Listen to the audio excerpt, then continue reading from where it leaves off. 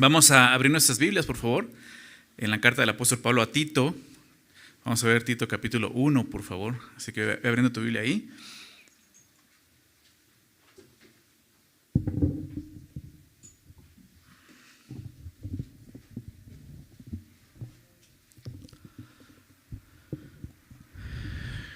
Tito capítulo 1. Siempre que leía a Tito, decía Tito capítulo. Capítulo 1, vamos la semana pasada vimos la introducción, los primeros versículos, que es la salutación, que vimos una salutación un poco larga, ¿verdad? Bueno, no larga, pero pues sí la más larga creo que de las cartas del apóstol Pablo. Creo que solo hay una por ahí un poquito más larga, pero a comparación de lo corto que es la carta, son 3 capítulos, pues la introducción o la salutación era un poco larga, ¿verdad?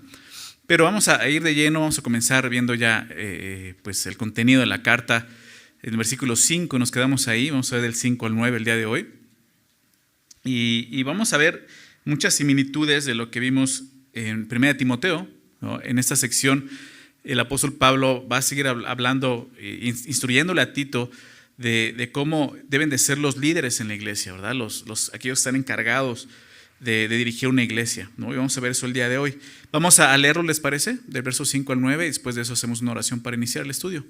Dice así, Tito 1, verso 5: Por esta causa te dejé en Creta, para que corrigieses lo deficiente y establecieses ancianos en cada ciudad, así como yo te mandé.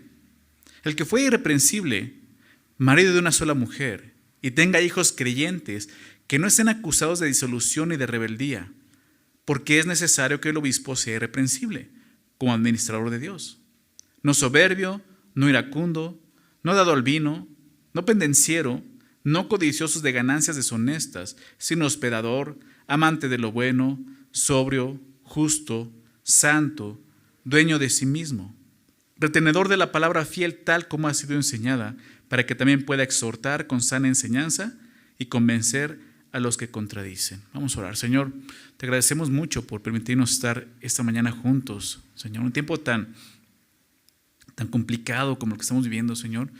Tú nos permites estar juntos. Te damos gracias, Señor. Gracias por guardarnos, gracias por permitirnos estar en este lugar, Señor. Te pedimos, Señor, pues que tú nos bendigas en esta mañana con tu palabra, que tú nos enseñes lo que está escrito, Señor. Cada uno de los que estamos aquí, Señor, presentes, aún los que están en línea, en internet, Señor, que seas tú dirigiéndonos, hablándonos, Señor. Danos corazones receptivos, sencillos, Señor, a tu palabra, humildes, mansos, para que podamos recibir de ti lo que tienes para nosotros el día de hoy, Señor. Gracias, Dios, por estar con nosotros. Gracias nuevamente, gracias, Señor, por tu iglesia, Señor, por el cuerpo que es tu iglesia, Señor. Permítenos exaltarte, adorarte, Señor, pues ahora a través del estudio de tu palabra, Señor. Te lo pedimos en el nombre de Jesús. Amén.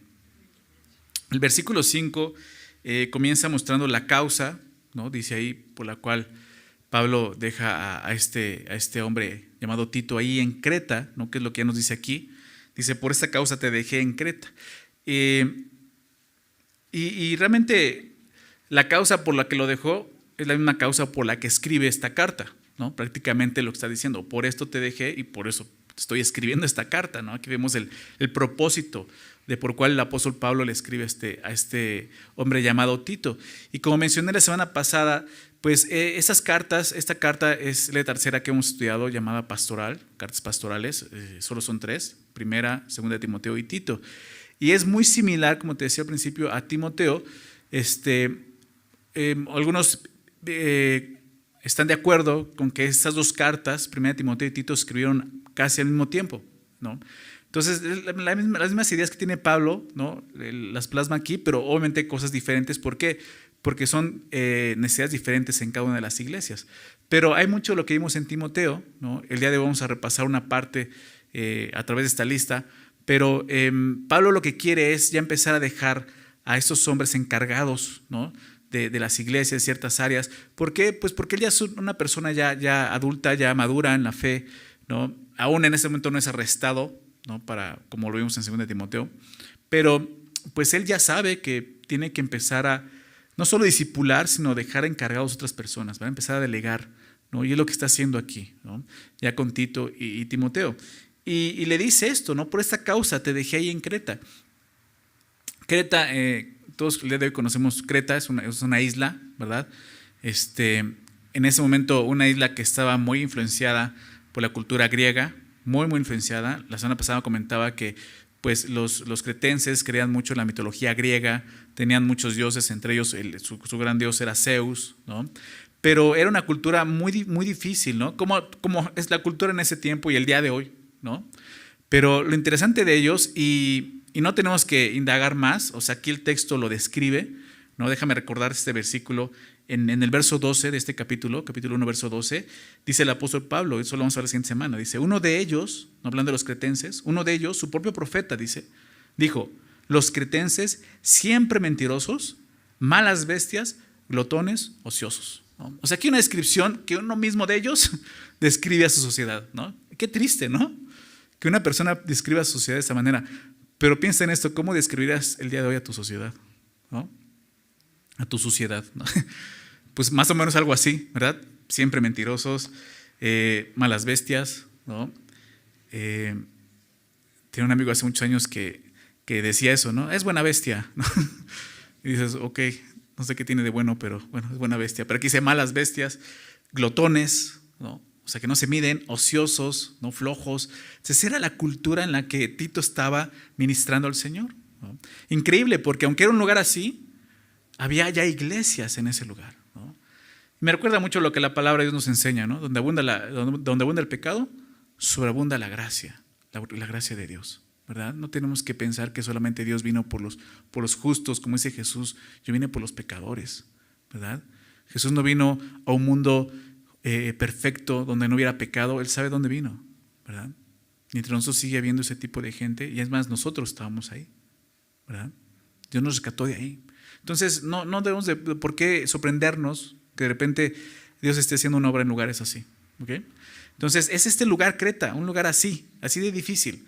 Entonces Pablo deja ahí a Tito con instrucciones y le vuelve a recordar esas instrucciones aquí, por eso le dice, por esta causa te dejé en Creta, y da dos razones.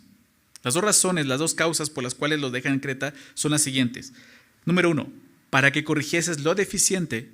Y número 2, y establecieses ancianos en cada ciudad. Así como yo te mandé, le recuerda, ¿no? Son dos cosas, ¿no? que vamos a ver ahorita qué significan. Número 1, para que corrigieses lo deficiente, ¿no? Para que corrijas lo deficiente. La palabra corregir es muy interesante en el idioma griego, en el original bíblico, en el griego, porque viene de la raíz ortos, ¿no? Esta palabra ortos se usa en nuestro lenguaje. ¿En qué sentido? De esta palabra vienen dos palabras conocidas, ¿no? Llamada ortodoncia, ortopedia, ¿no? Dos ramas de la medicina que tienen el propósito de corregir o enderezar algo, ¿verdad? El odontólogo, ¿qué hace? Te endereza los dientes, ¿verdad? Un ortopedista, ¿qué hace? Pues los huesos, ¿no? Y ese es el sentido de esa palabra orto. Entonces, cuando dice corrige, está hablando de eso, enderezar algo, ¿no? Esa palabra significa poner en rectitud, poner algo recto, algo que está torcido, enderezarlo. Entonces, Pablo está diciendo eso, para que corrijas esto, lo deficiente. Y es lo que Pablo busca, ¿no? Que Tito corrija ciertas cosas que estaban mal, o no mal, sino como dice el texto, deficientes en la iglesia de Creta. En las iglesias, porque vamos a ver que eran iglesias. Pablo se refiere a cosas, como te decía, deficientes, no malas. Es interesante, no dice para que corrijas lo malo, dice para que corrijas lo deficiente. Cosas que faltaban, esa es la idea. Deficiente es algo que falta, ¿no? Aún la palabra original hace ese sentido, ¿no? Algo que está haciendo falta. No algo malo, sino algo faltante, ¿no? Entonces corrige aquello que está faltando. Esa es la idea. Y la verdad es que no existe una iglesia perfecta, lo sabemos, ¿verdad? Por ahí dicen que si encuentras una iglesia perfecta, por favor no vayas porque la vas a echar a perder. No existe una iglesia perfecta, lo sabemos. ¿Por qué? Porque seguimos siendo hombres y mujeres, sí, salvados por gracia, pero aún pecadores, ¿verdad? Y el pecado está presente, ¿no? Y hay cosas deficientes entre nosotros, ¿no? Tenemos que empezar desde ahí a entender claramente eso. No tiene por qué sorprendernos que de repente Pablo dice corrige lo deficiente. O sea, en nuestra iglesia, el día de hoy, sinceramente hay cosas deficientes, hay cosas que faltan, ¿no? No me estoy quejando de nada, ¿no? Le doy gracias a Dios en verdad por nuestra iglesia, ¿no? Dios nos ha regalado una iglesia, creo que hermosa en muchos sentidos, y doy gracias a Dios por eso, ¿sí? Pero definitivamente hay cosas deficientes, ¿no? Hay cosas que faltan, ¿no? En la que un hombre como Tito, ¿no? Encargado, un pastor, tiene que empezar a ver y atender y corregir. Son cosas de repente importantes, ¿no? Y es lo que Pablo está diciendo, ¿no? Corrige esas cosas deficientes, faltantes, ¿no? Entonces, él le dice, corrige lo deficiente, ¿no? Podemos verlo desde el punto general como iglesia, pero yo te invito a que empieces a verlo como un punto individual en tu vida, ¿no? Porque también en nosotros, en cada uno hay cosas deficientes, ¿no? En el Señor, que necesitamos corregir, que necesitamos poner atención, ¿no? Tú sabes qué cosas son las que faltan, ¿no? Como creyentes, ¿no? Muchos de repente nos estancamos en nuestra vida cristiana, ¿no? En nuestro caminar con el Señor, y es porque hay algo deficiente, falta algo, ¿no? Igual falta ánimo, falta motivación, falta arrepentimiento, falta estudio, no sé, o sea, hay cosas que faltan, ¿no? Pero cosas que tenemos que enderezar, que tenemos que corregir en nuestras vidas, ¿no? Pablo es lo que le dice a Tito. La primera causa es esta: corrige lo deficiente. Y durante la carta vamos a ver esas cosas, ¿no? Que le está diciendo esto y esto. Como lo vimos con Tito, ¿no? Le dijo muchas veces, ¿no? Acerca de estos falsos maestros, falsos pues apóstoles, ¿no? Aunque había ahí. Y tenía que corregir esas cosas. Aquí vamos a empezar a ver más adelante esas cosas. La siguiente semana vamos a empezar a verlo. Que tenía que empezar a corregir que estaban deficientes, ¿no? Pero esa es la primera cosa. Y la segunda es esta: y estableces ancianos en cada ciudad, así como yo te mandé, ¿no? Lo segundo era esto: establecer ancianos. Y realmente esto tenía que ver con lo primero, ¿no? Algo importante para empezar a corregir lo deficiente es que tiene que haber un liderazgo en la iglesia, ¿ok? Tiene que haber ancianos en la iglesia, tiene que haber personas encargadas de esto en la iglesia, dedicadas a esto, ¿ok? Es importante. La iglesia sabemos que es un cuerpo. No es una organización, no es una empresa, es un cuerpo. Así se define en la palabra de Dios, el cuerpo de Cristo, ¿sí? Pues sí, un cuerpo, un organismo que está vivo, ¿verdad? Y somos nosotros como creyentes. La iglesia se compone de todos nosotros, aquellos que hemos puesto nuestra fe en Jesucristo para salvación, ¿ok? Y todos somos partes de este cuerpo, ¿sí? Y sabemos que hay una cabeza. Cristo es cabeza de la iglesia. Pero Cristo instituyó, ¿no? Constituyó, dice Efesios 4, ¿no? A hombres, ¿no? Y para dirigir la iglesia. Pero todos tenemos un ministerio, ya hemos hablado acerca de eso. Todos formamos parte del cuerpo y tenemos una función. En la iglesia de Cristo no hay espectadores. Muchos pensamos que solo espectador. Yo voy a la iglesia porque cuando voy a la iglesia me siento bien, ¿no? Con las alabanzas, no sé, me llenan. Ok, entiendo esa parte, pero no vienes a la iglesia a eso. Tú eres parte de la iglesia y tienes una función en la iglesia. Y si tú no estás funcionando en la iglesia, ¿qué crees que está pasando? Hay cosas deficientes que están faltando, ¿se dan cuenta? ¿No? Muchas veces las cosas deficientes es porque la misma iglesia, el cuerpo, no está funcionando correctamente. Entonces, lo primero que Dios nos muestra es esto, ¿no? Estoy tomando mi lugar en la iglesia, estoy participando de acuerdo al llamado que Dios me dio, los dones que Dios me dio, el ministerio que Dios me dio, porque eso es lo importante, ¿no? Cosas deficientes ocurren por eso, porque muchas veces ni siquiera entendemos el lugar en el que Dios nos ha llamado para servirle, ¿sí? No necesariamente aquí en la iglesia, domingos, miércoles, reuniones, no. O sea, es afuera también, ¿no? Algunos son evangelistas, predican el evangelio en su trabajo, donde quiera que van, están hablando de Jesús, ¿verdad? Pero sí tenemos que meditar en eso. ¿Sí? Cuando hay cosas deficientes es porque el cuerpo no está funcionando correctamente, ¿okay? Entonces Pablo le dice, tienes que establecer ancianos, tienes que empezar a poner orden dentro de la iglesia, ¿okay? En la iglesia tiene que haber un orden, ¿okay? De repente, cuando venimos a Cristo y empezamos a conocer la gracia, o oímos de la gracia y vemos de repente que hay un orden, sentimos que, ay, no, eso como que no me gusta porque, o sea, yo entiendo esa parte, pero no confundas esa parte de la gracia con la rebeldía que hay en tu corazón, sinceramente. Porque a veces es más rebeldía de no querernos someter, no a un sistema, sino a esto, a una orden, un orden que Dios ha dejado en su iglesia, que es parte de su gracia, es para que funcionemos y podamos corregir esas cosas deficientes, ¿ok? Entonces, Pablo le dice, tienes que establecer ancianos en cada ciudad, ¿no? Esta es la segunda tarea que que Tito tenía que hacer, establecer ancianos en cada ciudad. Y eso nos muestra que ya en ese momento en Creta había varias congregaciones cristianas, ¿se dan cuenta? Por eso dice, o sea, en ancianos en cada ciudad, no dice ahí en la ciudad o ahí en la capital de Creta, ¿no? Dice en cada ciudad. Qué interesante eso.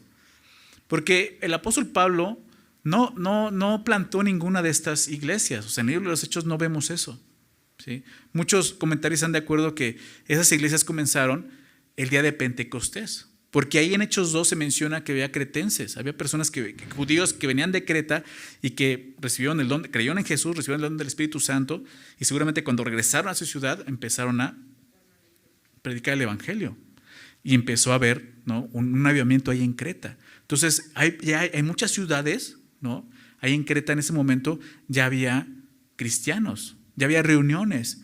Te decía la semana pasada, cuando me refiero a estas reuniones, no estoy hablando de reuniones como esta el día de hoy, ¿verdad? Esas reuniones eran en casas, eran reuniones pequeñas, te decía, no sé, 20, 30 personas. ¿Cuántas personas pueden entrar en una casa, ¿no?, y congregarse? Pocas, ¿verdad? Entonces seguramente eran reuniones de pequeñas, ¿no?, pero muchas, ¿no? Es lo que está diciendo. Entonces, Pablo le dice, en cada una tienes que dejar ancianos, no tiene que haber un anciano, ¿no? Es lo que le está diciendo, ¿no?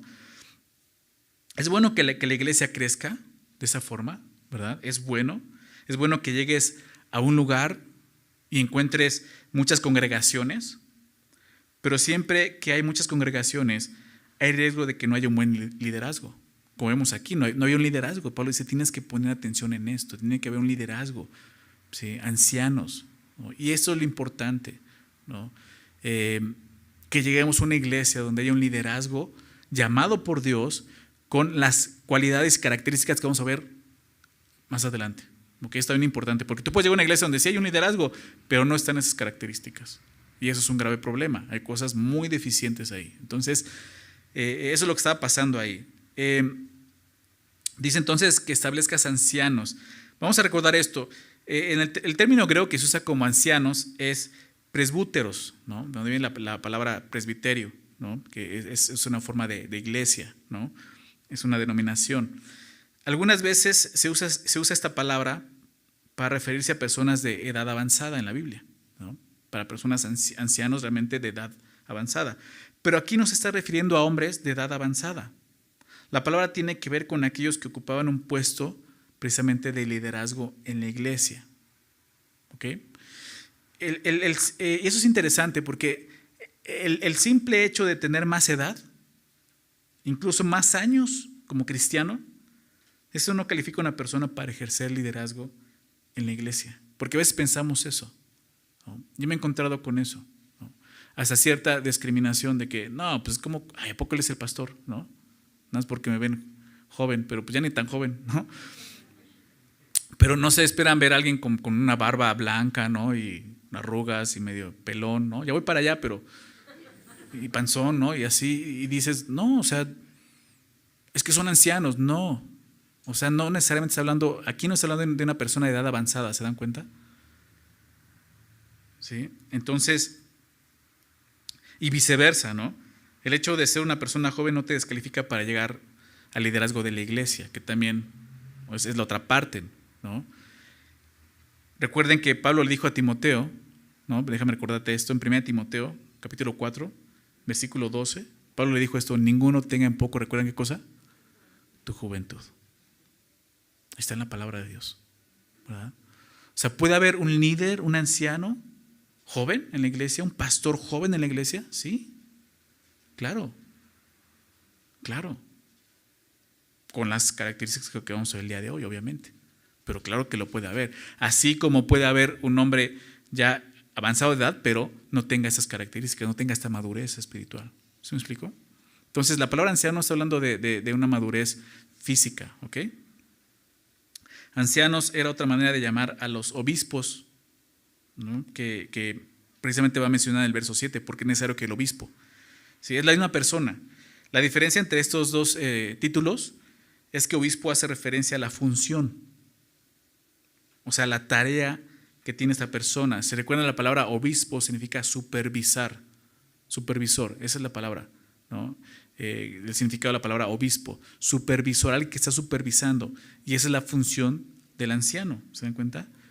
Entonces eso es lo que es el obispo, y el anciano pues hace referencia a la madurez del carácter de la persona, ¿no? Eso es lo que significa esas dos palabras. Pablo, como lo vemos aquí en este pasaje muy claro, de repente alternaba estos dos nombres, ¿no? En Hechos 20 también vemos de repente hablándoles como obispos, luego hablándoles como ancianos, ¿no? Entonces es la misma persona. ¿Por qué? Porque algunos dicen, no, anciano es una cosa y obispo es otra cosa. No, aquí lo vemos claramente y este pasaje lo muestra muy claro, ¿ok? Anciano es la persona mostrando su carácter, ¿verdad? Su madurez espiritual, y obispo es su función, es el supervisor, ¿ok? Entonces, todas las iglesias locales, lo que vemos aquí es que todas las iglesias locales, ¿no? Que es lo que le dice Pablo aquí, necesitan de hombres así, maduros en la fe. ¿Se dan cuenta? Hombres con buen carácter. Eso habla de madurez, buen carácter. ¿Ok? Porque el buen carácter es indispensable para poder dirigir una iglesia, definitivamente, ¿no? Es una tarea muy difícil, ¿no? Cualquier otro trabajo, pues obviamente tu carácter va a influir, ¿verdad? Pero pues son más tus aptitudes en esa especialidad en la que te dedicas. ¿Estás de acuerdo? Pero aquí lo importante es esto, ¿sí? Aquí la elección, digámoslo así, porque le está diciendo que él se encargue de establecer ancianos. La elección no está basada en sus aptitudes, por ejemplo, en sus capacidades. No, mira este hombre cómo discierne, cómo entiende la palabra, cómo dialoga, ¿no? Cómo explica, ¿no? La forma de enseñar. Aquí no habla de nada de eso. Sí habla de la enseñanza, pero no de esa manera. Habla más del carácter de la persona. Y eso es tan importante para todos nosotros. Un buen carácter siempre nos va a ayudar. ¿A qué? A glorificar a Dios. Principalmente. Sí, a ser fiel y fungir con el llamado que Dios te dio correctamente, ¿sí? Pero el punto principal para nosotros es darle gloria a Dios. ¿Estás de acuerdo? Y eso se logra cuando hay un buen carácter. Pero un buen carácter no es algo que consigues fácilmente. ¿Estás de acuerdo? No es algo de que dices, bueno, pues voy a comprarlo, ¿dónde lo compro, no? Ojalá fuera así. Un buen carácter lleva tiempo, ¿sí? Un buen carácter es probado, ¿sí? O sea, estamos hablando de personas que han pasado por pruebas, por aflicciones, donde Dios ha ido moldeándolos, ¿ok? Y sabes algo, tenemos que darnos cuenta de eso. A veces Dios permite que vivamos cosas así, aflicciones, sufrimientos, porque está forjando un carácter en nuestras vidas. Y lo triste es que muchas veces huimos de eso. Huimos de la aflicción. Y no estoy hablando de que los cristianos somos personas que nos gusta sufrir, o el dolor, masoquistas, no. Simplemente somos personas que valoramos lo que es el sufrimiento y entendemos lo que Dios está haciendo ahí en el sufrimiento. La Biblia nos enseña muchos casos de eso, ¿no? Job, por ejemplo, José, ¿recuerdas? El hijo de Jacob. Hombres que fueron afligidos, pero porque Dios los iba a usar, porque Dios estaba formando un carácter en ellos. Entonces yo te animo a eso, a que pongas atención cuando en qué momento Dios quiere o está tratando en tu corazón o tu carácter, en tu vida.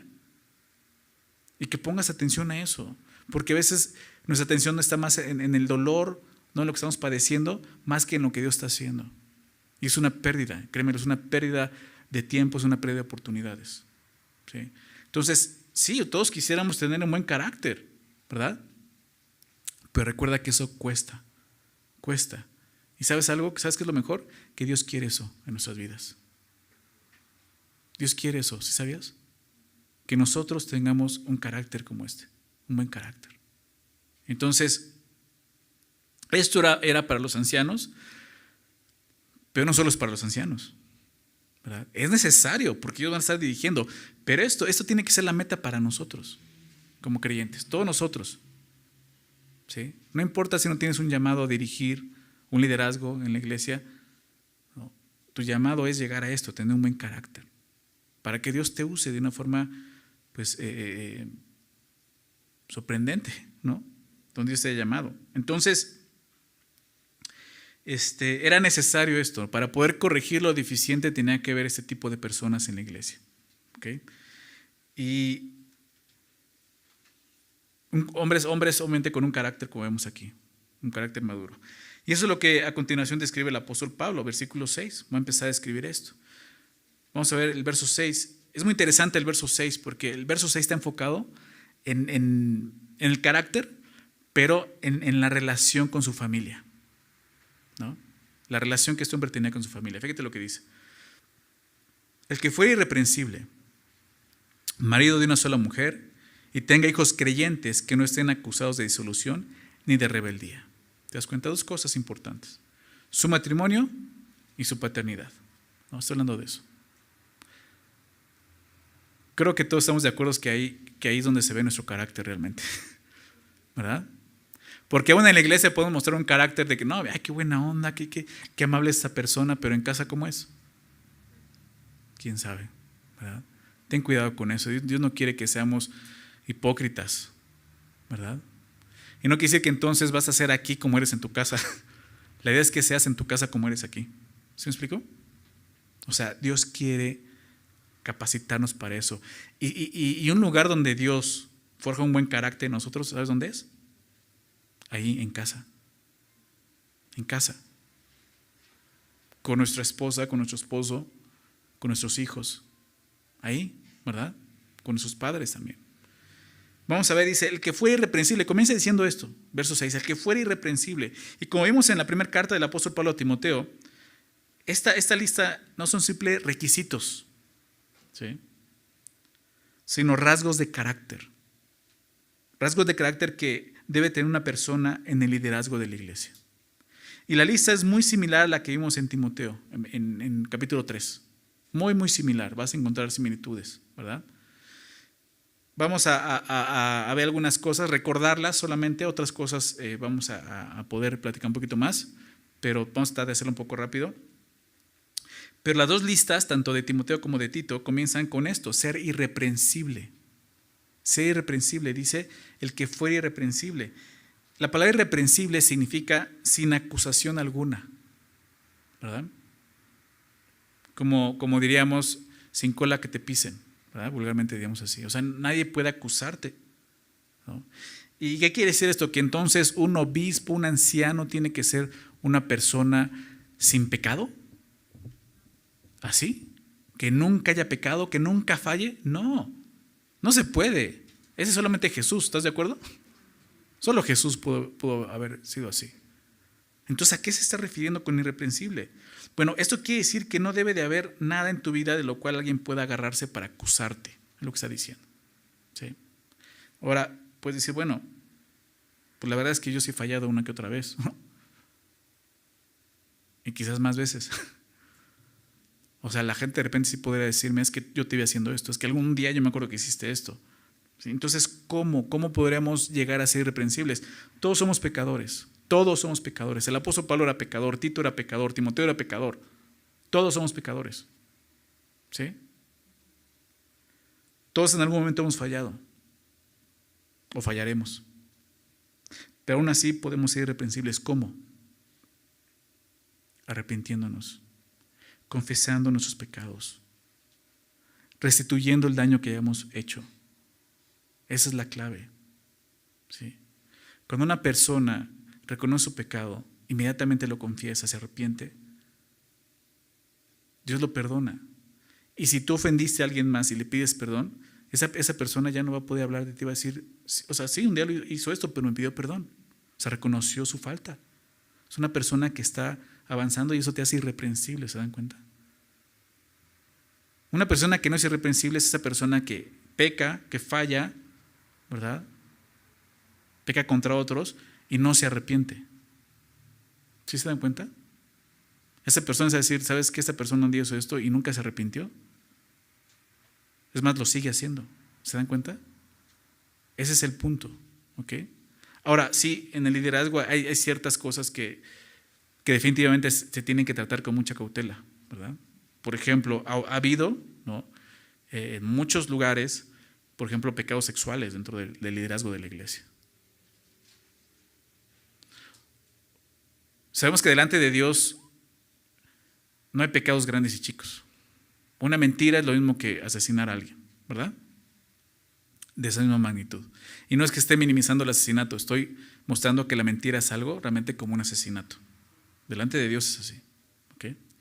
De alguna manera, ya en el liderazgo hay cosas que tienen que tratarse con mucha cautela.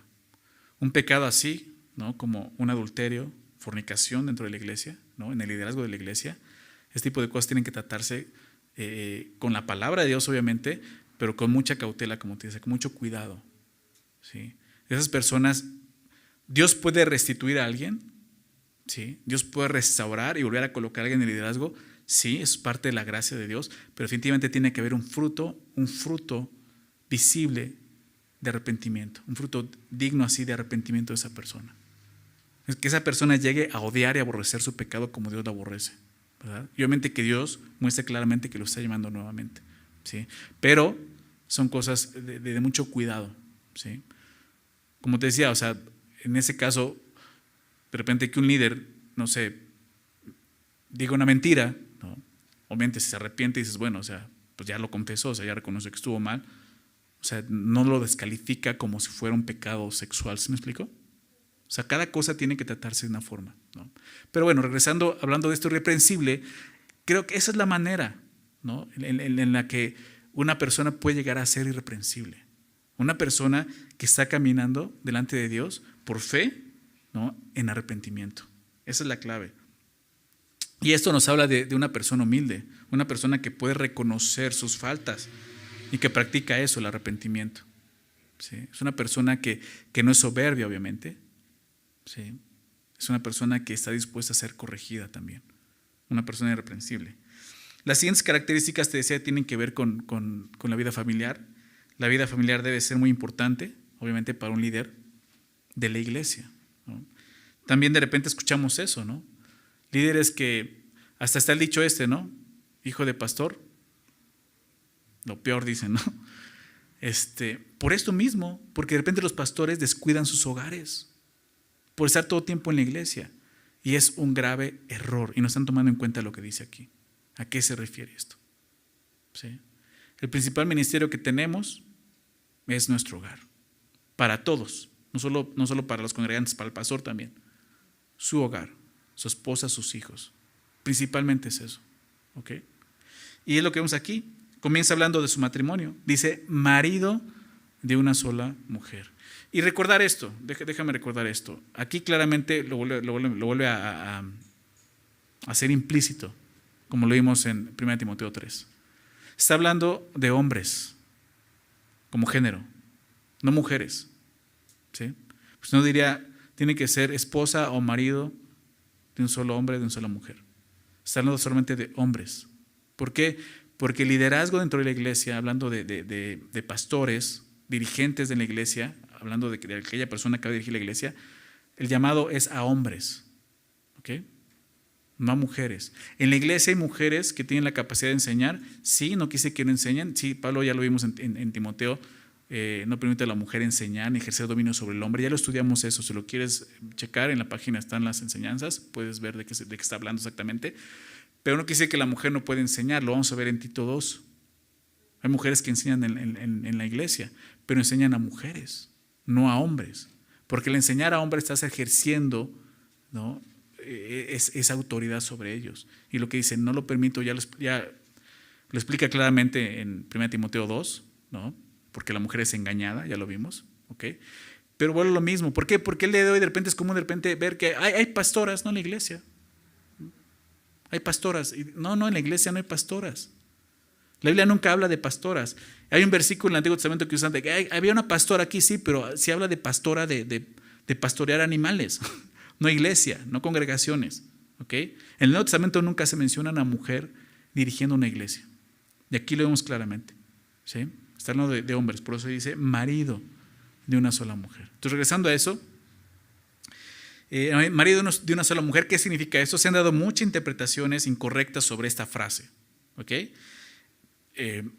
Poligamia, por ejemplo, ¿no? No, solo tiene que tener una esposa. O sea, todos, o sea, eso la Biblia lo deja muy claro en el Nuevo Testamento, ¿sí? O sea, no solo para los líderes, para cualquier congregante, ¿no? O sea, tener dos mujeres es pecado delante de Dios, es adulterio, ¿ok? Entonces no está hablando de eso. Un viudo vuelto a casar, alguien que ya enviudó y que se vuelve a casar, él no puede, entonces no fue marido de una sola mujer. No está hablando tampoco de eso. ¿Ok? Eso es algo que la Biblia enseña que sí, o sea, un viudo puede volverse a casar en Cristo. Que si Dios lo llama, claro que sí. Otra cosa que dicen es que entonces el anciano, la persona que Dios llama, tiene que estar forzosamente casado, no puede ser soltero. ¿Qué me dices de Pablo? Él no estaba casado. ¿Qué me dices de Jesús? O sea, tampoco está hablando de eso. Otro hablan de divorcio y nuevo casamiento, ¿no? Es que se divorció y ya se volvió a casar. O sea, entiendo esa parte y lo mismo, tendrás que ver el caso y entender de qué se trata para ver si realmente puede o no ejercerlo. Pero no está hablando de eso. No está hablando de eso. No está hablando del estado civil de la persona. ¿Me explico? Sino, como estamos viendo, está hablando del carácter moral de la persona. Eso nos va a ayudar a entender de qué está hablando cuando dice marido y una sola mujer.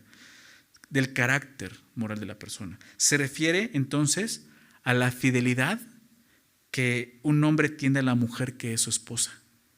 ¿Sí? Si es casado, es un hombre fiel a su esposa, ¿no? Como te decía, no está hablando de adulterio.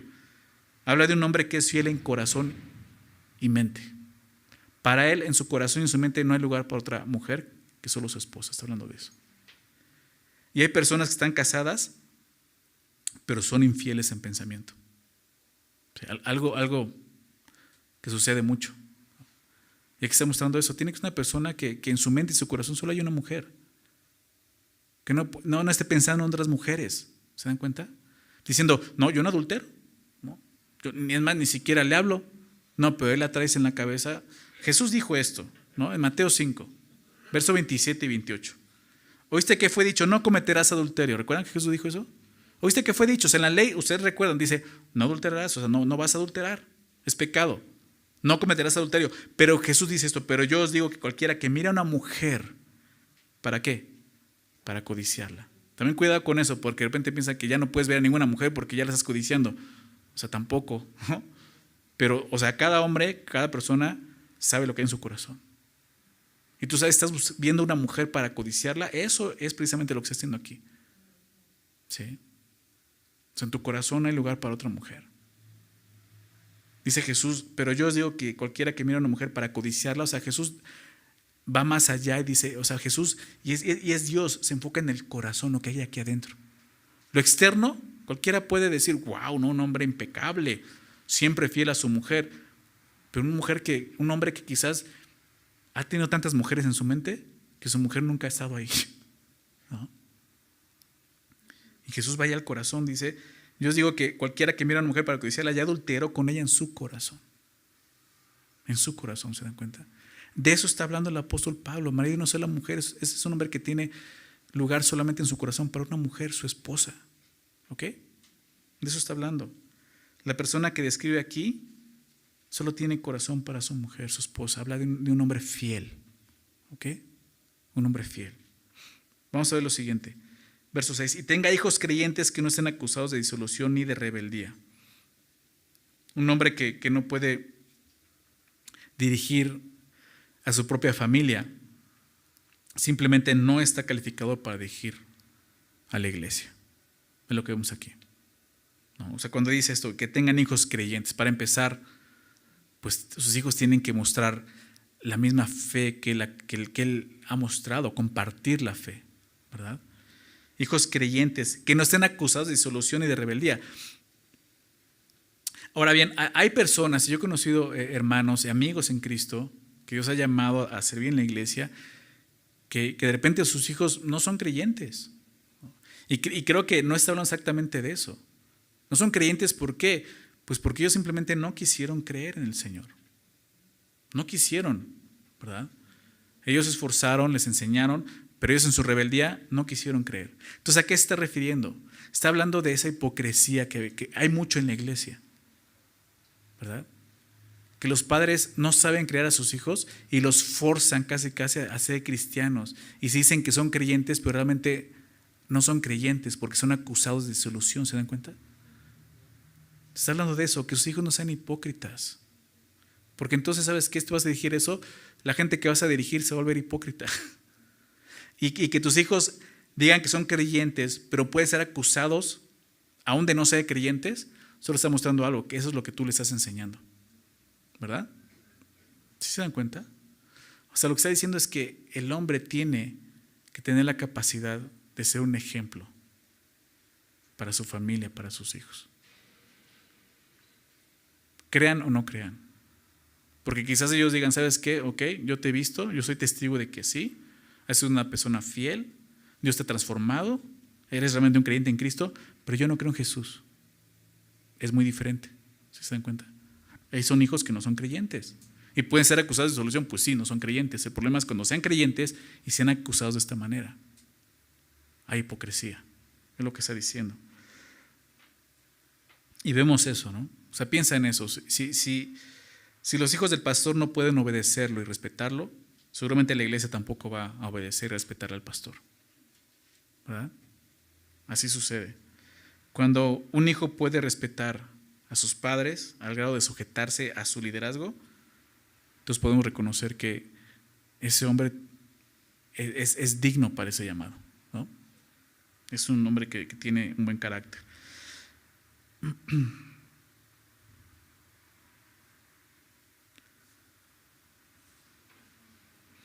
Como te decía, esto no quiere decir que un pastor no puede tener hijos rebeldes.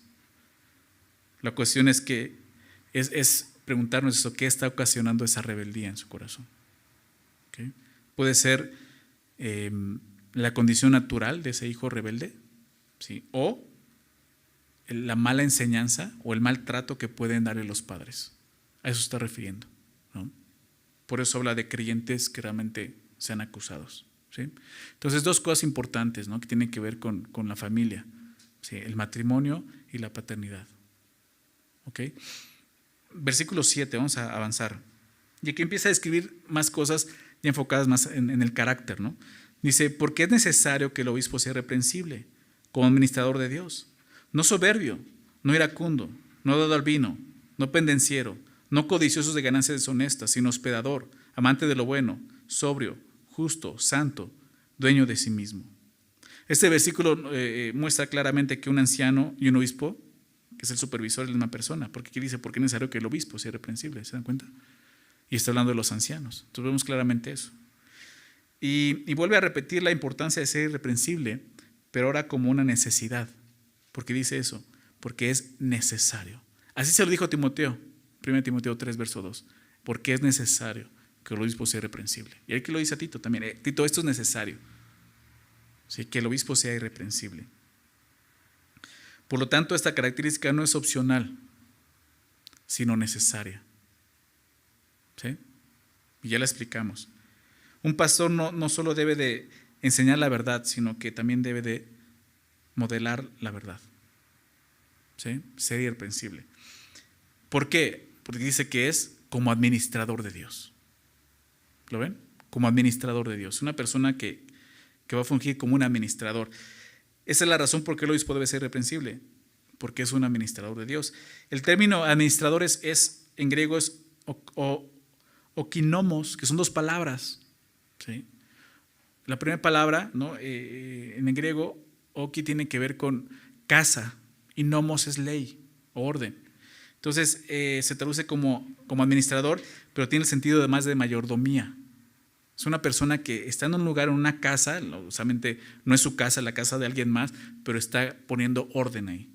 ¿Okay? Y tiene todo el sentido. ¿Por qué? Porque la iglesia es la casa de ¿quién? Lo vimos en Timoteo, la casa de Dios, del Dios viviente, ¿verdad? Columna y baluarte de la verdad. Pero los pastores están como mayordomos, administrando ahí, poniendo orden, supervisando, ¿recuerdan? Entonces está hablando de eso, por eso tiene que ser irreprensible, porque él está como administrador. Es la persona que cuida los asuntos domésticos, digámoslo así, en una familia, ¿no? Y eso es lo que hace un anciano, un obispo. La casa que un obispo debe de cuidar, como te decía, es la casa de Dios, ¿no? Y me recuerda mucho lo que Pablo le dijo a los corintios. Déjame recordar estos versículos. 1 Corintios 4, 1 Corintios versículo 4, capítulo 4, verso 1 y 2. Él les dice esto. Así pues, dice, ténganos los hombres como, dice, por servidores de Cristo y administradores de los misterios de Dios. Esa misma palabra, administradores, como los misterios de Dios. ¿No? Estamos administrando, estamos poniendo orden. Pero dice el verso 2 de 1 Corintios 4, ahora pues se requiere de los administradores que cada uno sea hallado fiel, ¿verdad? Y es tan importante eso. Dios a todos nosotros nos ha dado algo que administrar, ¿verdad? Nos ha encargado algo. O sea, te lo mencioné al principio, con ser simplemente un creyente en Jesucristo, Dios ya te ha dado algo, te ha dado dones, te ha dado un llamado, un ministerio. Y eso es algo en lo que te va a pedir cuentas, ¿no? Vemos la parábola de los talentos, por ejemplo, de las cuales Jesús habló. Que al final, o sea, Dios va a pedir cuentas de lo que hayamos hecho, lo sabemos. Es algo que Dios te ha dado a administrar. ¿Sí? Obviamente, hablando en la iglesia, pero piensa también qué es lo que Dios te ha dado a administrar, por ejemplo, en casa. Lo veíamos ahorita, tu familia. Tus hijos, ¿cuántos hijos tienes? ¿Tienes hijos? ¿Cuántos tienes? Tu esposa. Son cosas que Dios te ha dado para cuidar, para administrar. Y aquí dice entonces que es necesario que sea hallado fiel. Necesitamos ser fieles a Dios en la administración de lo que Él nos ha dado. Por eso tiene que ser irreprensible para poder ejercer bien esa administración, lo que dice aquí. Si el obispo tiene que ser irreprensible como administrador de Dios. Y continúa diciendo esto. Después de decir que nuevamente irreprensible como administrador de Dios, dice, no soberbio. No soberbio, habla, una persona soberbia no puede dirigir amorosamente a otros, ¿verdad? Una persona soberbia seguramente con esa soberbia va a lastimar a otros. Entonces, por eso dice, no soberbio. En el mundo, fuera de la iglesia estoy hablando, es común que los dirigentes sean personas soberbias, ¿estás de acuerdo? Pero en la iglesia de Cristo no es así. En la iglesia de Jesús, y fue lo que Jesús nos vino a enseñar exactamente. Jesús le dijo a sus discípulos, ¿no? Ustedes saben cómo son los gobiernos de este mundo, cómo se enseñorean de los otros, pero no será así entre ustedes. Porque el que quiera ser el mayor será el servidor de todos. Y Jesús lo hizo. Siendo Dios, ¿qué hizo? Vino a servirnos, a dar su vida. Porque el Hijo del Hombre no vino para ser servido, sino para servir y dar su vida en rescate por muchos, ¿recuerda? Y eso muestra no soberbia, sino todo lo contrario, humildad. No soberbio, al contrario, humilde. ¿Se dan cuenta? ¿Por qué necesitamos eso? Santiago 4:6. Santiago capítulo 4, versículo 6, pero Él da mayor gracia, hablando de Dios. Él da mayor gracia, dice, sí, Dios da mucha gracia, pero dice lo siguiente, por esto dice, Dios resiste a los soberbios. ¿Se imagina una persona soberbia en el liderazgo? Va a estar en contra de Dios, dice, Dios resiste a los soberbios, o sea, Dios va a estar en contra de él, lo va a resistir. Y da gracia a ¿quiénes? A los humildes, ¿verdad? Y en el liderazgo necesitas gracia. Lo veíamos cuando teníamos Timoteo, ¿no? Y las cartas pastorales. Perdón, cuando comenzamos la semana pasada, gracia, misericordia y paz, ¿recuerdas? Lo importante que es eso, la gracia y la misericordia. Entonces, es importante esto, no soberbio. Dice a continuación, no iracundo. ¿Sabes lo que es iracundo? Iracundo no es un animal, suena así como iracundo. Viene de ira, enojo, iracundo, ¿verdad? Se refiere a una persona, esta palabra iracundo en griego se refiere a una persona propensa a irritarse o enfadarse. No se refiere a explosiones de ira ocasionales. Una persona que de repente ya llega a un punto que ya lo ves y dices, órale, ¿de dónde salió eso? ¿No? Hulk, ¿no? De repente salió. No, habla de una persona que tiene esa tendencia a estarse enojando muy seguido. ¿Sí? Amén, hermano, dices, ¿no? Pero no es mi culpa. Es esa tendencia de continua al enojo. Cualquier cosa te molesta, te enoja. Eso muestra una falta de carácter. Definitivamente es una falta de carácter. Una persona que se enoja por todo. Porque no es como yo quiero, porque no sale como yo quiero, porque me frustro, etc. O sea, fíjate lo que está hablando ahí. Dice, no iracundo.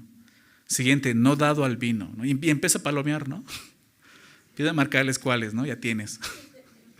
o cuáles no. Bueno, aquí habla de las no y bastante va a decir las que sí debes de tener, ¿no? Pero bueno, no dado al vino. Sí, esta palabra es muy interesante en griego, significa no estar cerca del vino. Y dices, chin, yo vivo abajo de una vinatería, ¿no? Pues, arriba de una vinatería. No estoy hablando de que vivas ahí. No cerca del vino significa que el vino no debe ser un compañero para los que quieren servir al Señor. Así de sencillo. Dice, ay, pero solamente son los ancianos, pastor. Mi recomendación es que alguien que quiera servir al Señor tiene que estar lejos del vino. ¿Por qué? Porque conocemos la capacidad que tiene el vino el día de hoy, ¿verdad? De realmente sustraernos de la realidad. Así de sencillo.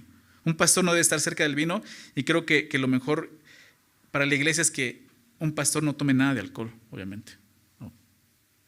Porque aún hay el día de hoy muchos pastores que dicen, yo tengo mi libertad en Cristo. A mí eso no me domina, ¿verdad? Ahí dice, no, o sea, todo me lícito, pero yo no me voy a dejar de manejar por nada. No me domina, yo por eso lo tomo. Bueno, ¿y por qué no lo dejas de tomar si no te domina? Yo pregunto. ¿Por qué te aferras tanto a poner pretextos? Quizás es porque realmente te domina y no puedes dejarlo, ¿verdad? O sea, empieza por hacerlo. Se va a hablar bien de ti, ¿sí? Se empieza a considerarlo. Aunque tú no quieras ser pastor, no tengas un llamado de pastor. Considéralo, ¿ok? Creo que todos sabemos cuáles son los efectos del vino, ¿sí? El vino estropea el juicio, altera los sentidos y no son cosas buenas. Dos cosas muy claras que un dirigente espiritual debe de tener: buen juicio y buen sentido.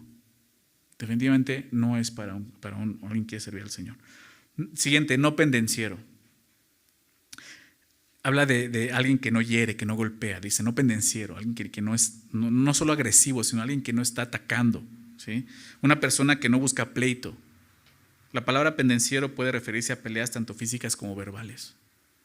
No solamente físico, piensa en eso, verbal.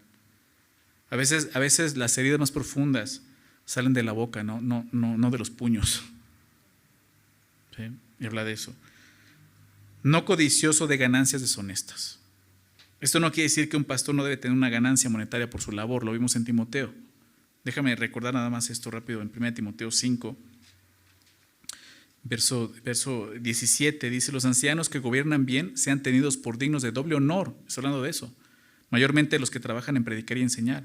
Pues la Escritura dice: no pondrás bozal al buey que trilla, y digno es el obrero de su salario. Entonces, ¿de qué está hablando? Pues el texto dice ganancias deshonestas, algo que no es honesto, ¿sí? Lo que quiere decir es que no haya una codicia mala en el corazón de estas personas, deseando ganancias deshonestas, ¿sí? Porque como te decía, hay ganancias que son honestas y hay ganancias que son deshonestas. El hombre que Dios ha llamado a servir a Dios, el hombre que Dios ha llamado a servirle,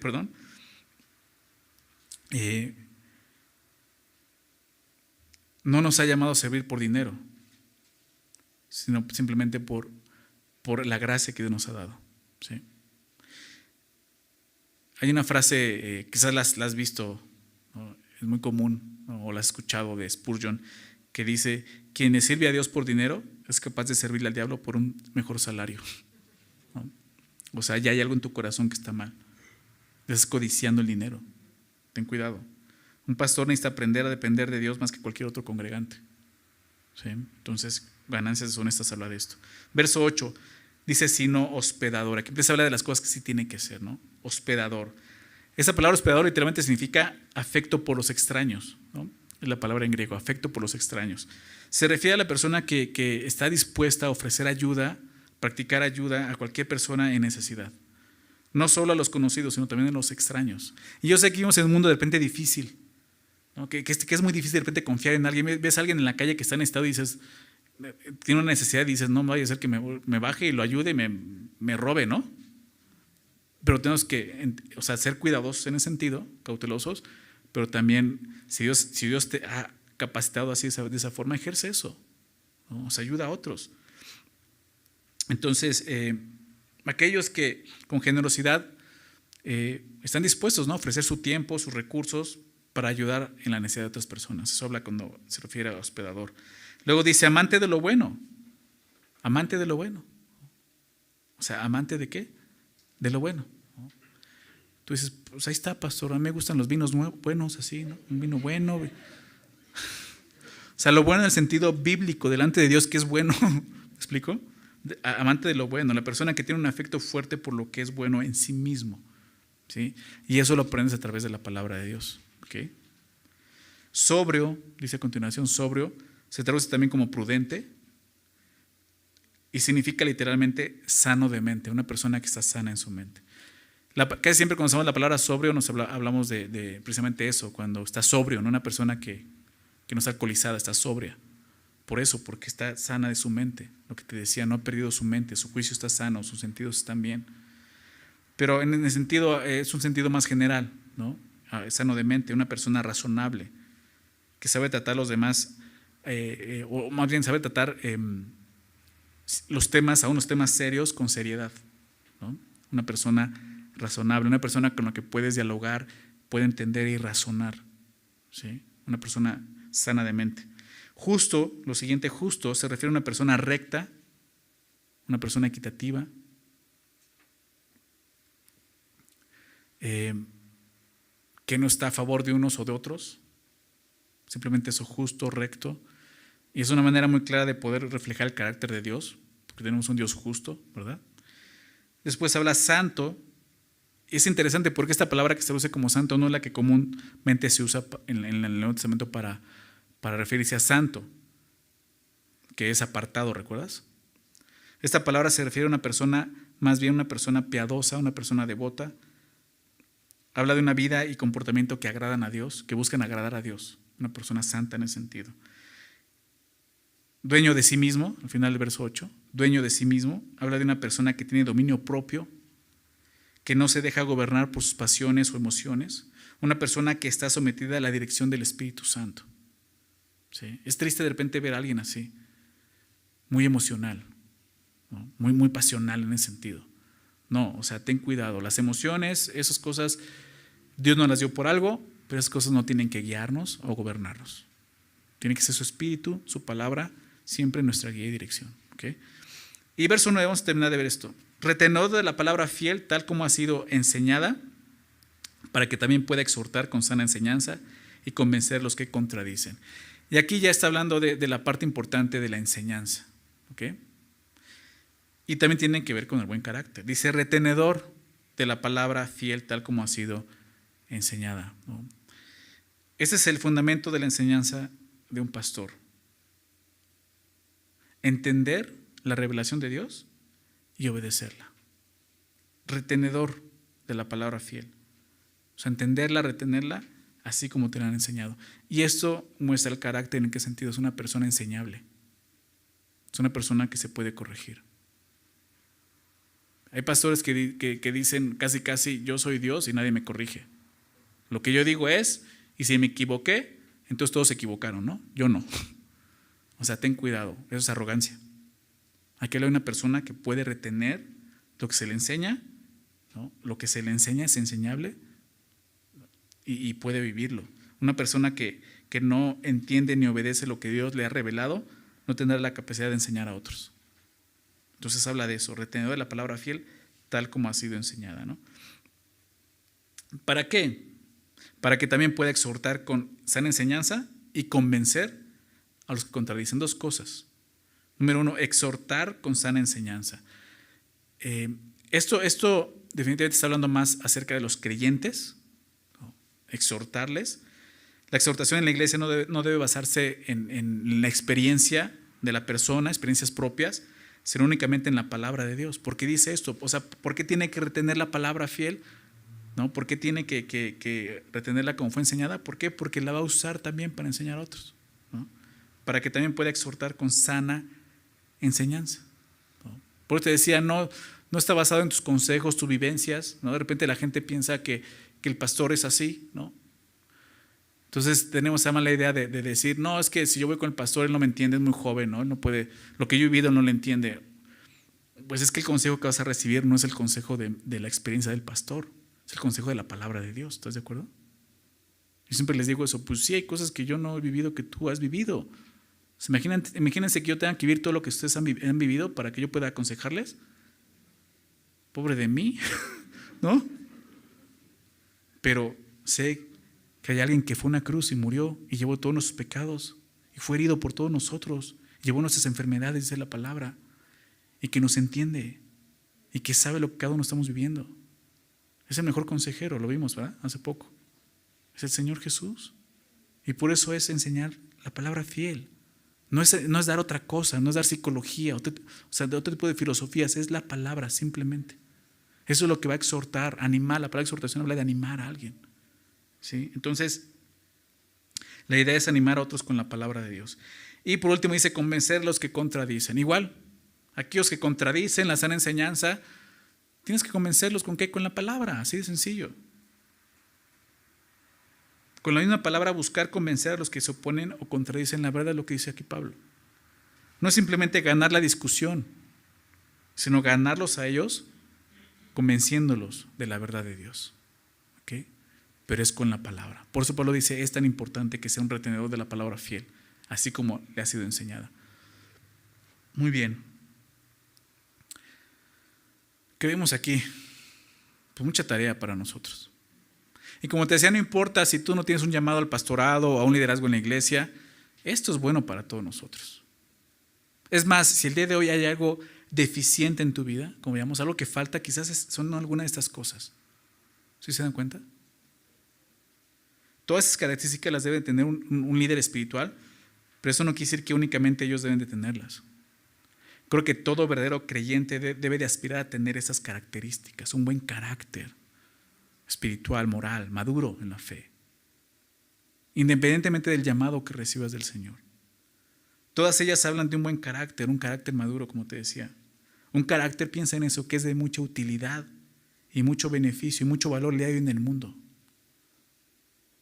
No sé a qué te dediques, quizás eres doctor, mecánico, abogado, pero piensa, si tú tendrías estas características, ¿no crees que serías de mucha bendición en el lugar donde Dios te ha puesto?